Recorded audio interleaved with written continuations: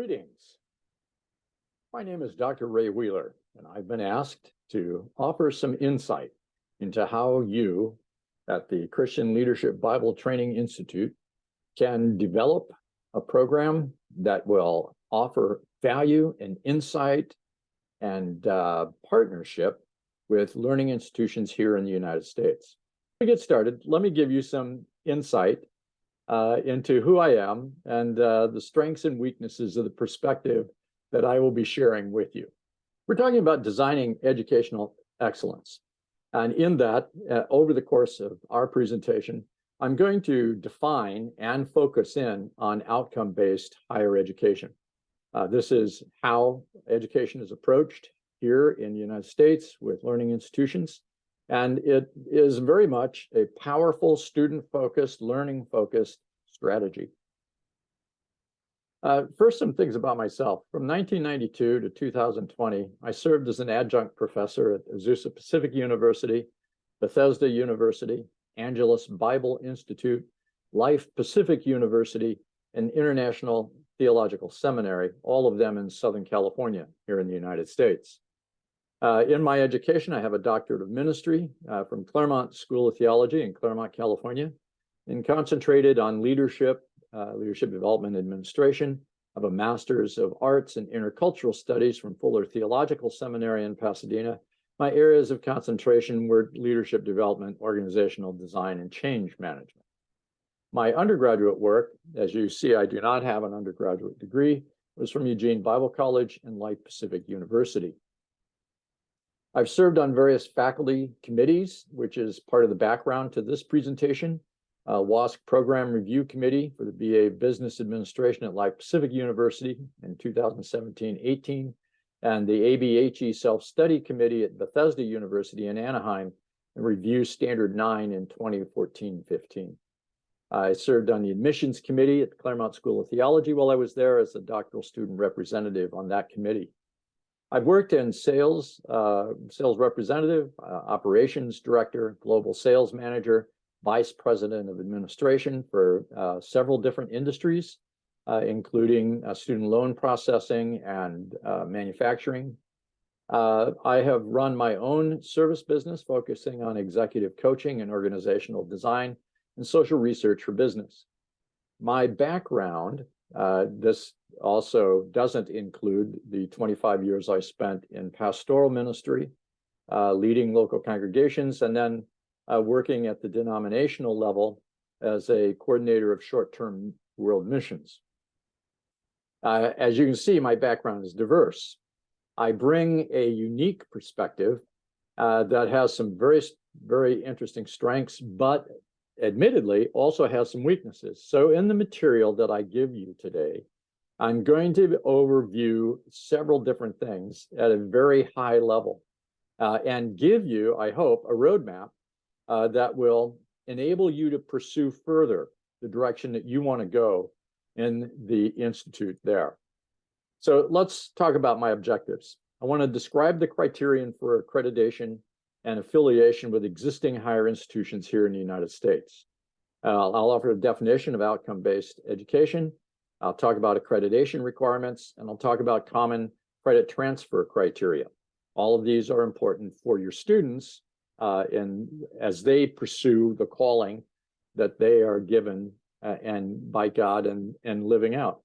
Secondly, I'm going to provide my just a brief assessment of the current curriculum that you use in overview, and then some comment about the course descriptions that I've reviewed. And then finally, I'll offer some tools that will help set a strategic direction for the Christian Leadership Bible Training Institute. So what is outcome-based education? Well, it's education in which an emphasis is placed on clearly articulated idea of what students are expected to know and to be able to do, what skills and knowledge they need to have when they have completed their program. The principles of outcome-based education are these. Number one, clarity of focus. Professors must clearly define the focus and focus on what they want students to know, understand, and be able to do and that is to help students develop the knowledge, skills, and personalities that enable them to achieve the intended outcome of each course. The second principle is designing down. Designing down means that a curriculum design starts with a clear definition of the intended outcomes that the students are to achieve by the end of their program. So if we imagine for a moment this in layers, that when we're talking about designing a course, that course is designed down from the mission and outcomes of the institution itself, and in between of the program that is being developed. So for example, at Christian Leadership Bible Training Institute, I'm assuming you have an overall mission and outcome that you want. Develop pastors, develop leaders that change the community, for example. Then within that, I see that you're developing leaders for the church and then leaders in the business world.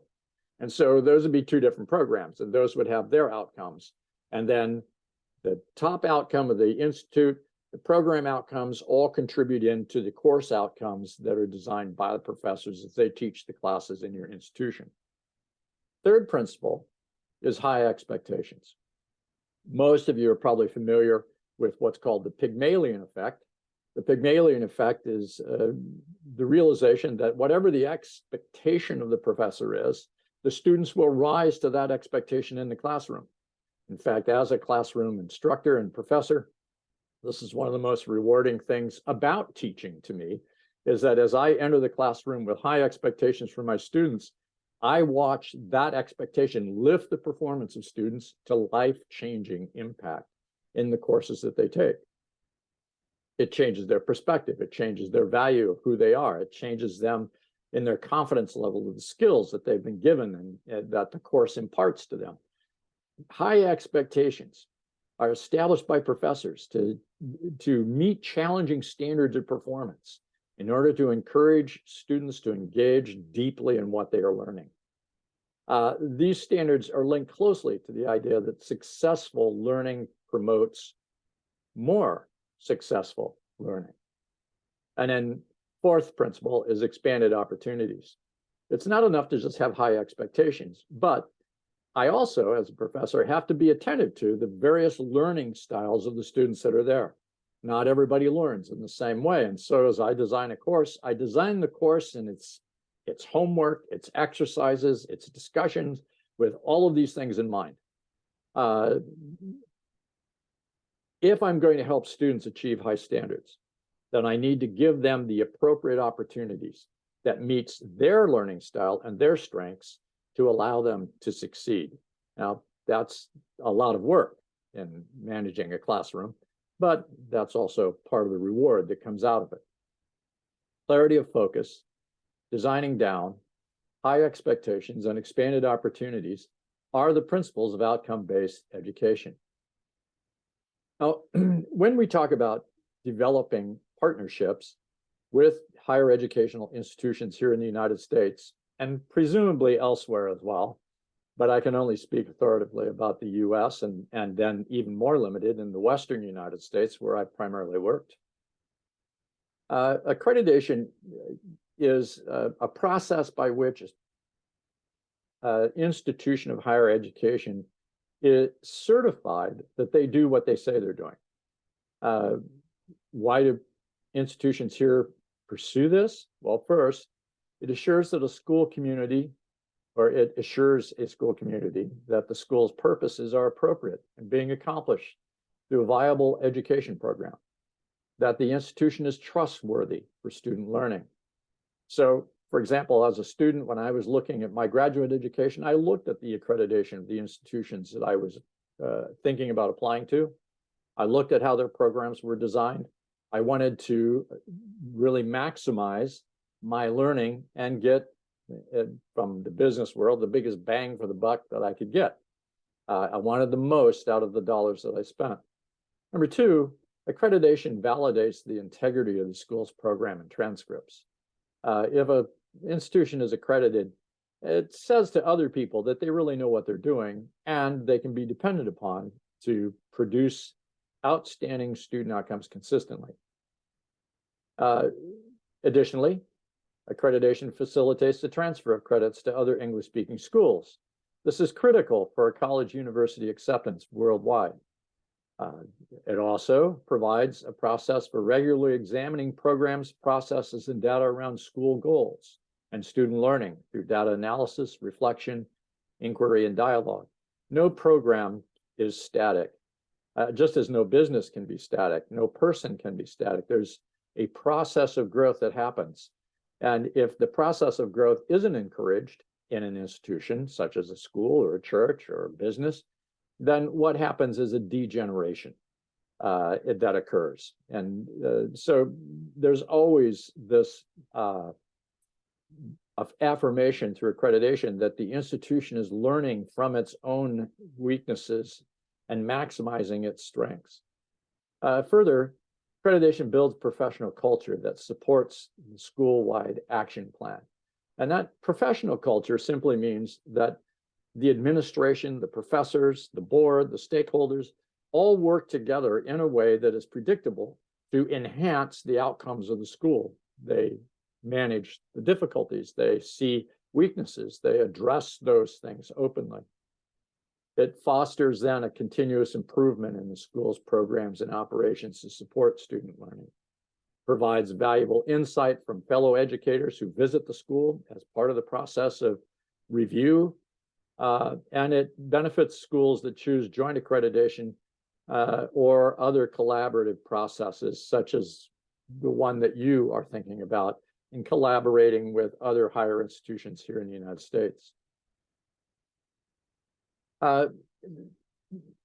When an institution is accredited, it often goes through a process of self-study. And the objective of those self-study are really listed here. And I add these in because as you're thinking about your future in the Institute, as you're thinking about the goals that you have as an institute and the way that you want your institute to not only impact students, but the world around you, these things should be part of your thinking. They certainly will be part of any other institution looking to partner with you.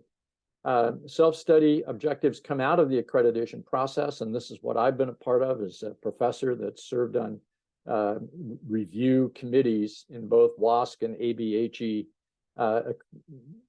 self-studies. Those are two accrediting organizations here in the US. Number one, involvement of all stakeholders in the self-study process. All the stakeholders include students, professors, administrators, board, stakeholders, such as those who contribute financially. You get from that, by including all, the various perspectives that make an institute a success. And to overlook any of those stakeholders would be to minimize the perspective that you're working from in terms of improving the performance. Think, if you will, for example, the Acts 15, as the apostles are facing the challenges brought by cross-cultural ministry of the Apostle Paul. And when you read Acts 15, you see all of the stakeholders that are involved in the discussion. Some of them are surprising when you read carefully. Now, the input from all of these stakeholders was considered in the conclusions ultimately that the Apostle James outlines there. It's a fun study. Secondly, it clarifies the school's purpose and school-wide learner outcomes. This is part of that mission we're designing down. So does the Institute have a clear mission statement and sense of purpose and outcomes that they're pursuing? It assesses student program and its impact on student learning with respect to the accrediting agency's criteria, in this case, ACS WASC criteria, where I drew this information from. So when you look at what's going on in your students and how you run your program, what's the impact of the way you operate on the learning capacity of your students? It develops a school-wide action plan that addresses identified areas for improvement.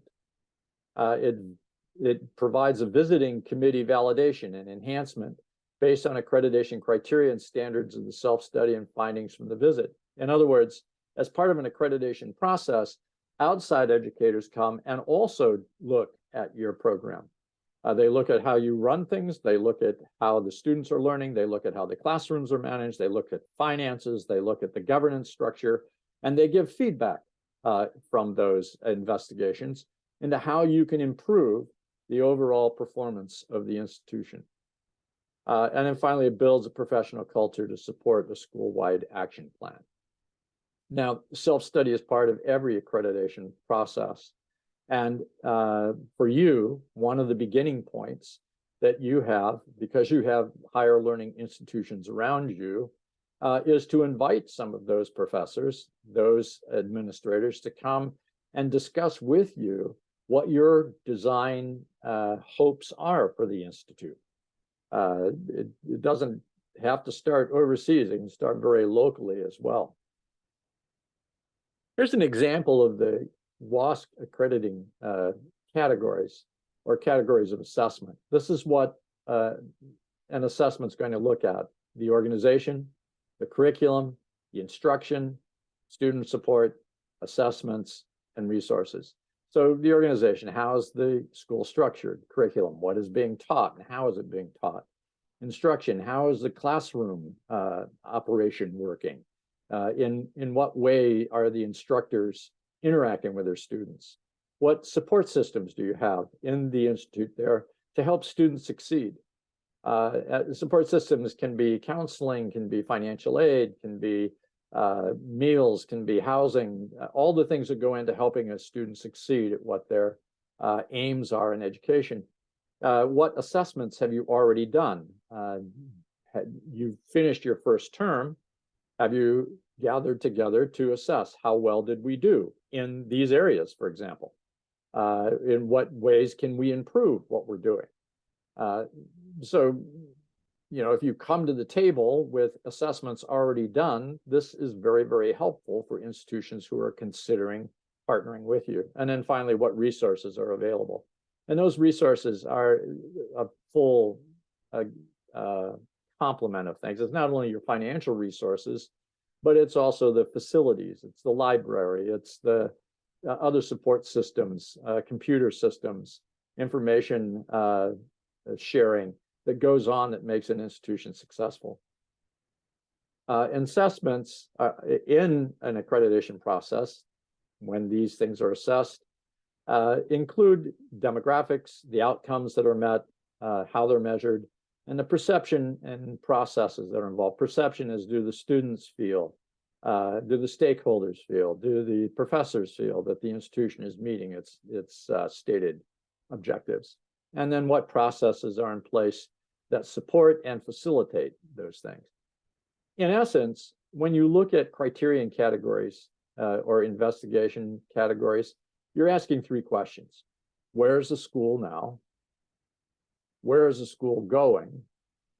And does the school have a good roadmap of how to get there?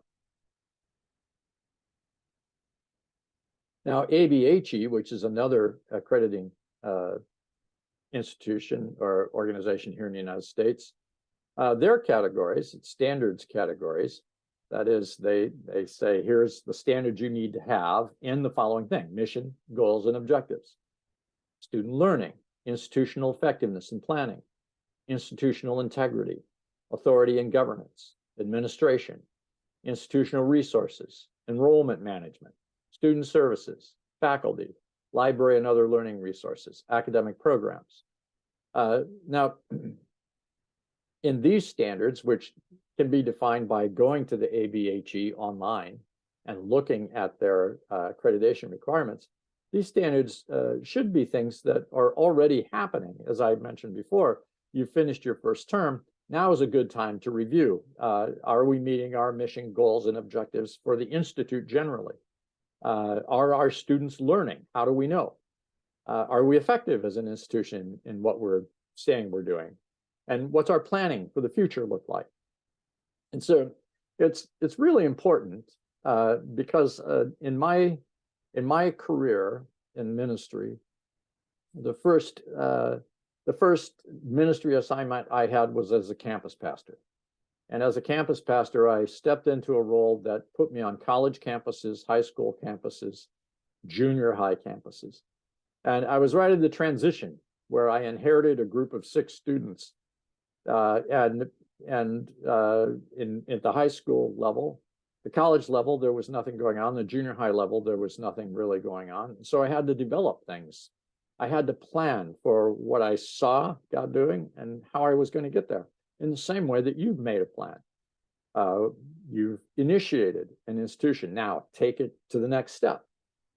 Authority and governance. One of the things that is very, very strong when you look about in organizations here in the US, accreditation is concerned with how final decisions, where does authority rest within the institution? Is it shared authority, or is there a unshared authority? Do the professors and stakeholders have an equal part in determining the focus of the institution and its direction? And this really is a biblical principle of shared authority. And what's hoping accreditation people are hoping to avoid is a concentration of power in one place. A poorly run organization, sometimes you can call it a strongman organization, right? Where really there's one person that has authority and power and influence. One of the universities that I taught at, we were in a accreditation review and planning process for the coming academic year.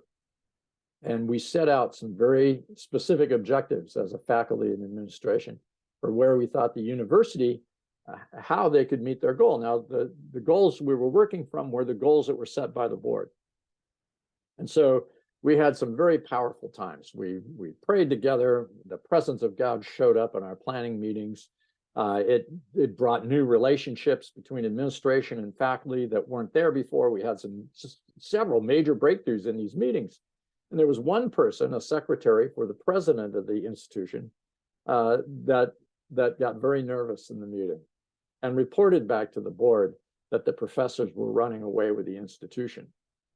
When I came back from the summer break and saw that I didn't have any scheduled classes, I called the dean and I said, why don't I have any scheduled classes? But the dean wasn't there. Over the summer, the entire administration of the university had been fired. It threw the program into complete chaos. All new people were in place. They didn't know their jobs. They didn't know what they were doing. And this was all because the real leader, the real authority and power didn't rest in the board. It rested with one person on the board. Now, part of that was cultural, and part of it was just bad leadership. But to fire an entire administration was pretty severe. I was asked at that point if I would develop a program for them at the university, and my response was no. And they said, why? I said, because I will have to network with all kinds of people I know in Southern California, and I'm going to spend all of my relational currency to convince them that they should be a part of this. I said, and then when I do, I run the risk of being fired and terminated for no reason, as I've seen you do here before. Well, obviously they weren't very happy with my response, but it was the right response because they didn't understand shared governance. Trust the gifts of the Holy Spirit among you. Trust one another. Have open conversations. It's culture stretching, right? It's just as stretching here in the United States as anywhere else I've ever been.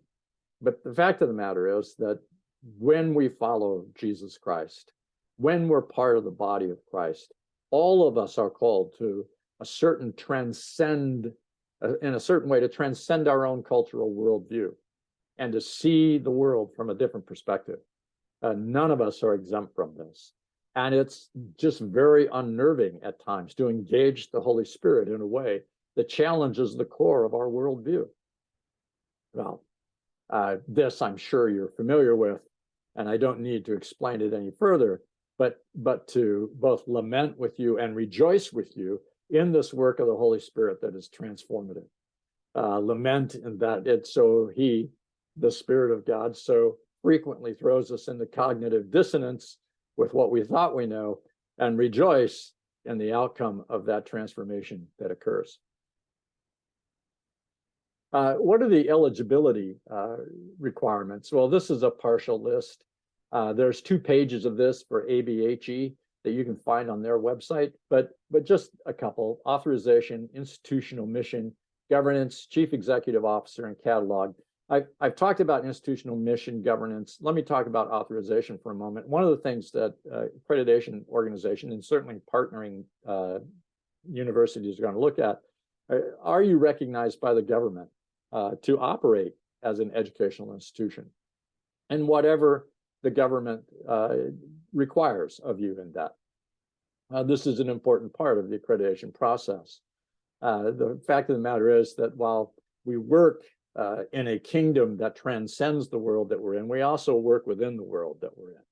So as Jesus prayed in John 17, Father, I pray that you not take them out of the world, but that you keep them safe from the evil one.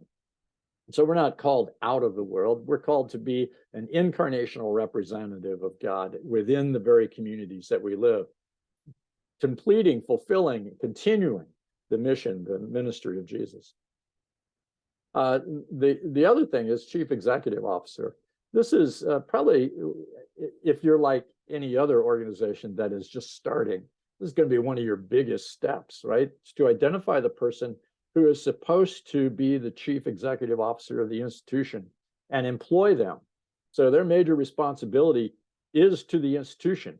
They possess the appropriate authority to be in that role, to be both the promoter of the institution and also to develop all these myriad of aspects of the institution that make it successful in student learning, which is the goal. And so the other criterion on this slide, catalog, this is really important. When you put together your catalog for the institute there, it needs to have very clear what the institute's governance structure is, what the mission is, what its institutional goals are, what objectives you're aiming to reach, what academic program requirements are. Now, I know in talking with Oriomi, you have many of these things. I haven't seen them in a final format, and you may already have that, but I encourage you just to review this paragraph and to assess the information that you put out, because that can be a very, very good starting point on developing the potential for partnerships with other institutions. Now, let me comment for a moment on the courses of the Christian Leader Bible Training Institute. I have a copy of those courses, and Oriomi and I have talked back and forth about those courses, and I've offered some recommendations to him previously. Here are the strengths that I see, and just very briefly, the integration of faith and reason. I'm very much in favor of utilizing all the information that comes from the world around me. What does research in science and sociology and anthropology and business say? And how can I use that research from the perspective of what God is doing to enhance the ministry of Jesus in redeeming and transforming the world around me? What's the application of faith and life skills and job knowledge? I see you're on that path, and I encourage you to continue to think about that. I see you have an evangelical orientation. In part, that's what I'm describing when I talk about faith and reasons integration. And then I see that you have a desire to impact student development and by extension to influence the society in which they live and work. We are called to be salt and light. And so I commend that. I'm excited about that. I'm drawn to that. And here are some weaknesses that I see. I see a lack of overall program goals. I see that you offer different directions, an entrepreneurial bent, pastoral bent, but I don't see program goals for those two things. And that would be something worth thinking about and putting together. I see kind of a general statement of why the Institute exists and what its desired income or outcomes are, but I encourage you to think that more specifically.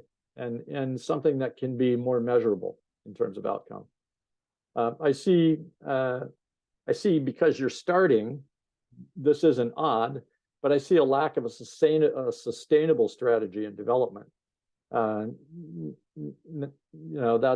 something that when a child is first born, they're not able to talk about their needs and their future. They need milk, they need their diapers changed, they need care.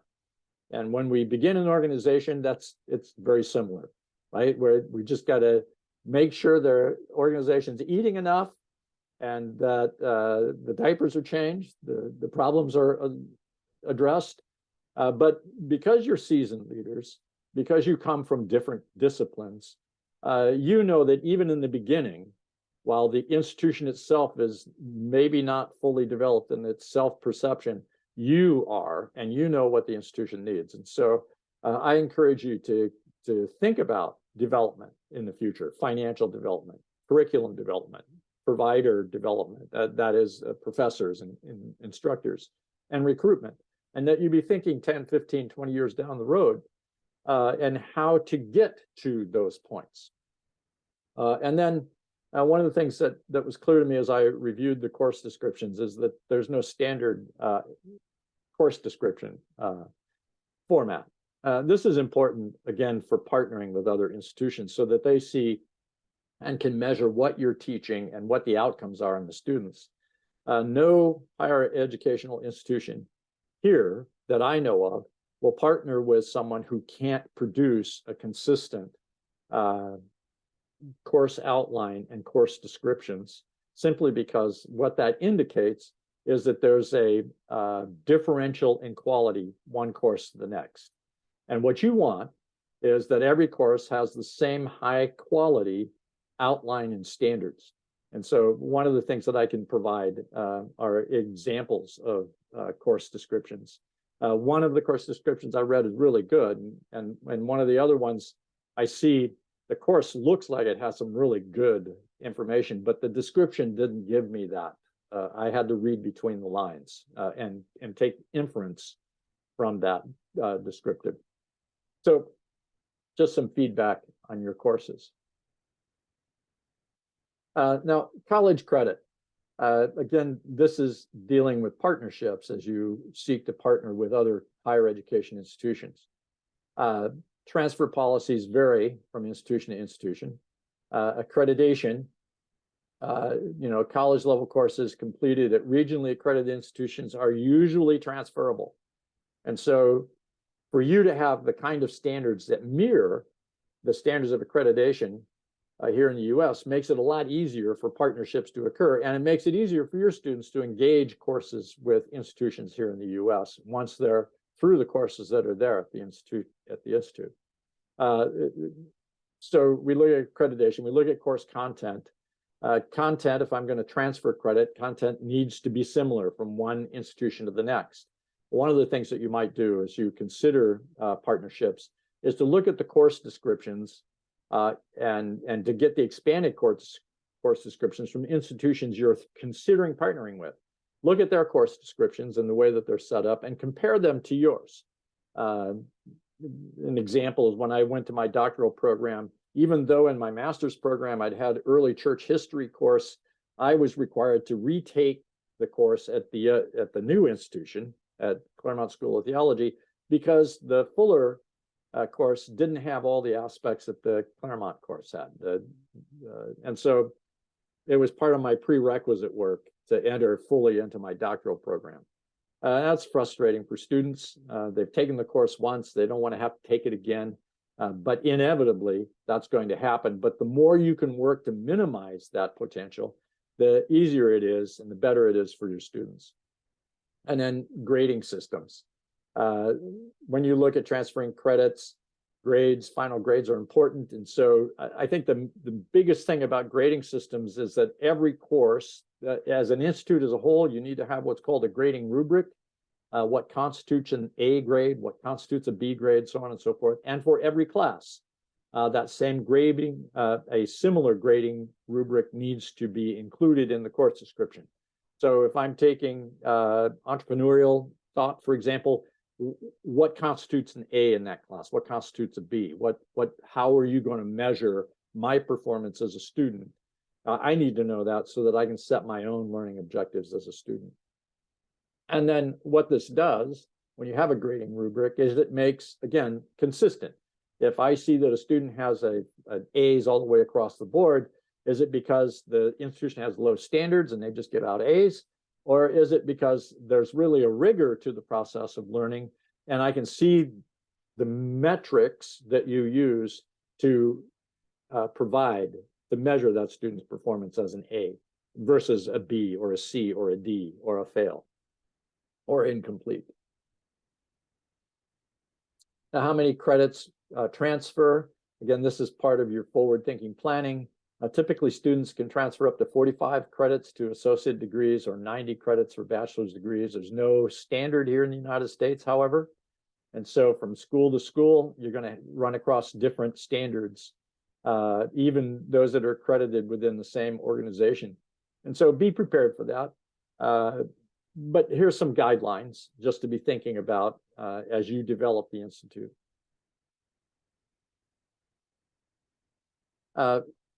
Transcripts. One of the things that your students will have to have if they're going to transfer credits is a transcript.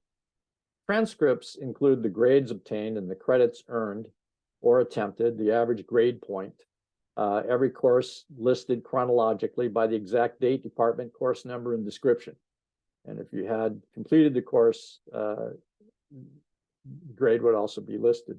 It has the personal information of the student, their name, marital status, any change in name after marriage, student identification number, address, date of birth, etc. And these are to authenticate the identity of the student.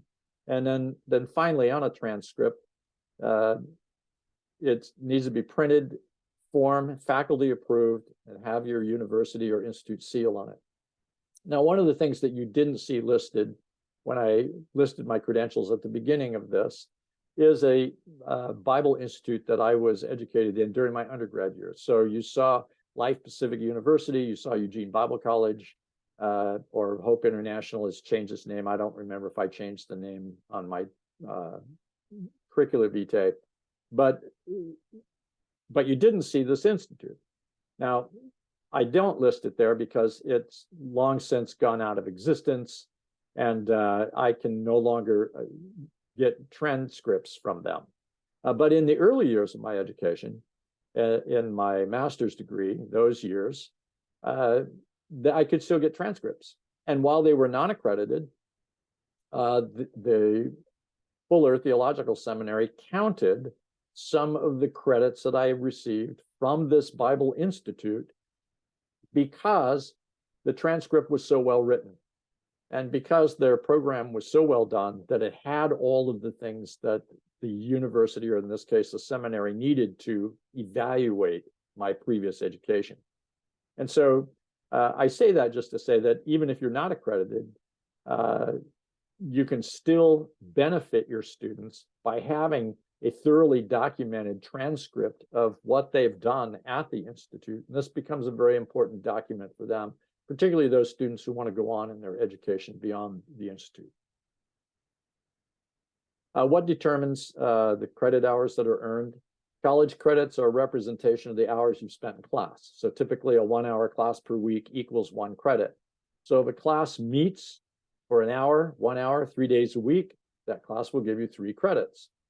Now, one of the things I can provide for you, I think I still have, is an Excel worksheet that one of the universities I taught at used to determine the workload for each of these credit hours.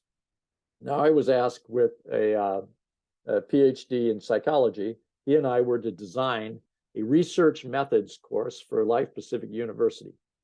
This course was going to be taught to business students because they needed a class in research methodology, and to psychology students because they needed a course in research methodology. So he and I sat down to develop a course that could be used for both psychology students and business students. We were going to teach them the basics of research methodology, both quantitative and qualitative research methods. And so we had a blast designing this course. We got the reading material together, we got the exercises together, we outlined the lectures, And in the middle of that, the academic dean sent us this worksheet and said, you need to fill this worksheet out to ensure that this 3-hour course is actually a 3-hour course. And so we said, great. So we filled out the worksheet. And when we finished and we tallied up the number of hours on the worksheet, we started laughing because what we'd actually designed is a doctorate level course in research methods. And what we're supposed to design is an undergraduate course in research methods. And so our course came to about 6 credit hours.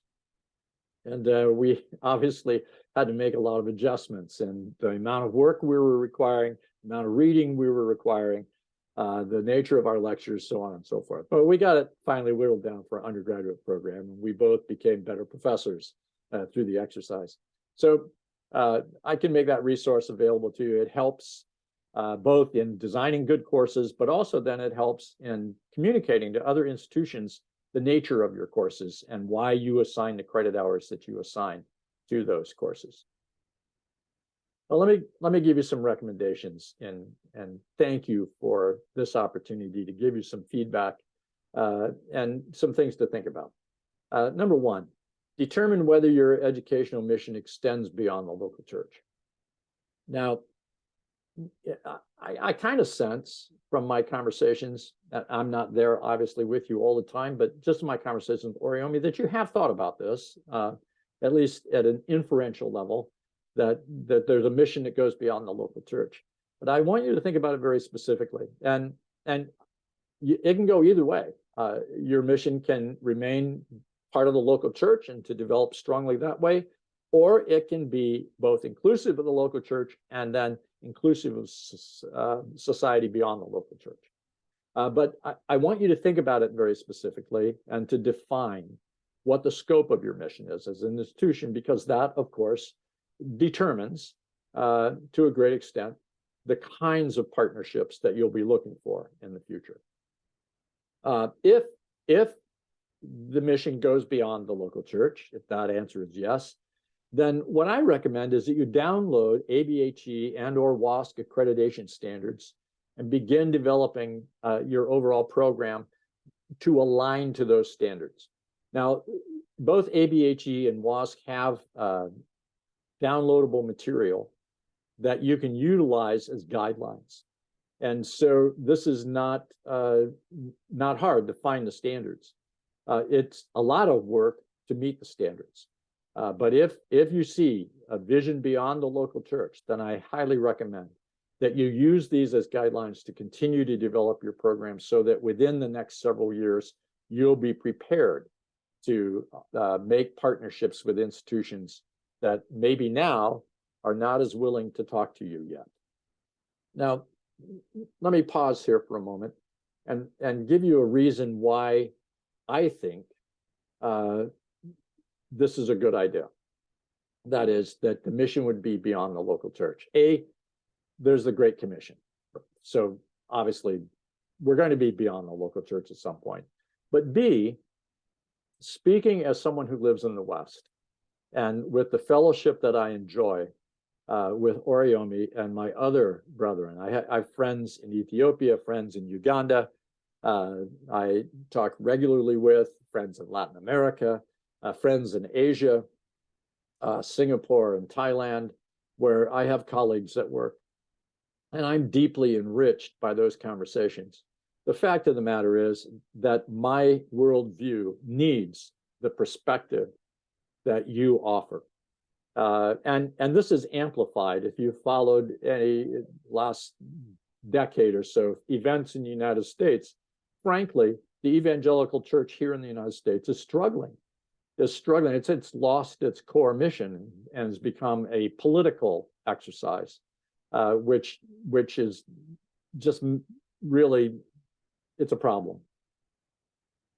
What would be helpful is for voices like yours to be heard to my ears more frequently, for your theology to impact my theology, for the moving of God in you to impact the moving of God in me.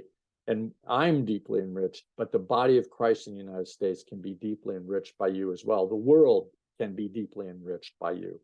You have a unique giftedness and unique perspective. It needs to be shared.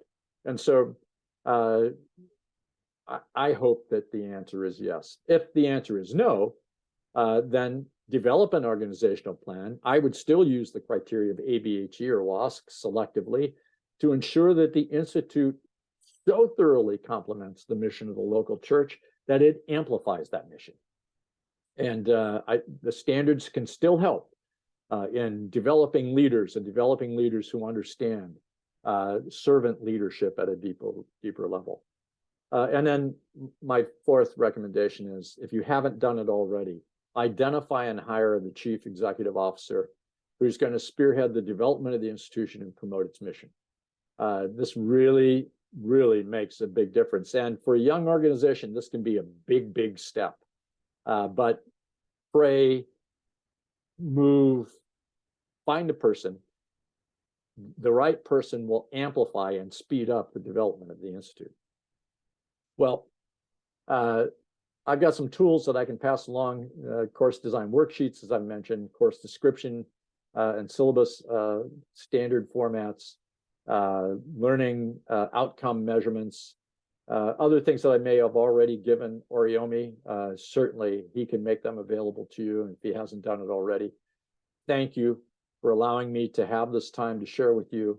Thank you for listening to one voice and the strengths of my perspective, and for recognizing the weaknesses of my perspective. I then rely on you to strengthen me. In the meantime, may God's Spirit surround you with wisdom and power and strength and insight as you continue to fulfill the mission that God has given you. The Lord bless you. The Lord keep you. May his face shine upon you and be gracious to you. Thank you.